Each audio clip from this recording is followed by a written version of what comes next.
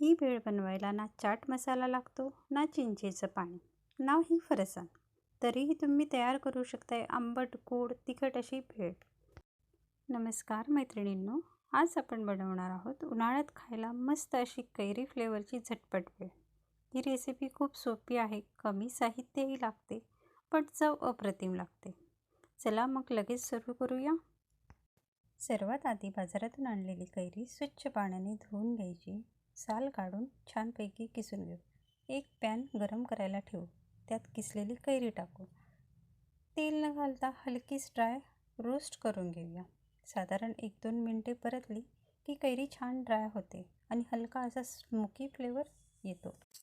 आता दुसऱ्या एका भांड्यात 3 ते 4 चमचे तेल घालू. तेल गरम झाले की सर्वात प्रथम लसूण पाकळ्या त्यात छान तळून घेऊया. लसणाचा फ्लेवर या भेळमध्ये खूप छान लागतो. नंतर आपण मुठभर शेंगदाणे घेऊ. ते खरपूस त्या तेलात तळून घेऊया. त्याचबरोबर आपण तिखट मिरची मधोमध चिरून बारीक तुकडे करून त्याही तेलात तळून घेऊया. तेलामध्ये कढीपत्ता आणि कोथिंबीर कुरकुरीत होईपर्यंत तळून घेऊ. छान असा सुगंध येतो. अशा प्रकारे ही भेळसाठी लागणारा मसाला तयार आहे. यानंतर भेळसाठी मुरमुरे एका पॅनमध्ये घालून घेऊया आणि छानपैकी हलक्या हाताने 2-3 मिनिटे परतून घेऊ. त्यामुळे त्याला कुरकुरीतपणा येईल. एका प्लेटमध्ये रोस्ट केलेली कैरी घेऊया.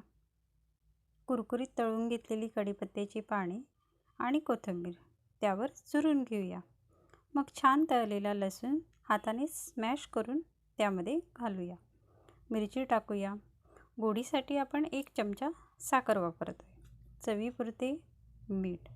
आता हे सर्व साहित्य एकजीव करून तयार झाला आहे आपला हा मसाला. हा मसाला फ्रीजमध्ये 8 दिवस सहज राहतो. हा मसाला चुरमुऱ्यांमध्ये घालून घेऊया. हलक्या हाताने मिक्स करून घेऊया. छान चुरमुऱ्यांना हा मसाला लावून झाल्यावर त्यावर तळलेले शेंगदाणे मिक्स करून घेऊ. बस तयार आहे आपली उन्हाळी स्पेशल आंबट गोड तिखट कैरी फ्लेवरची भेळ. तुम्ही ही रेसिपी करून पहा.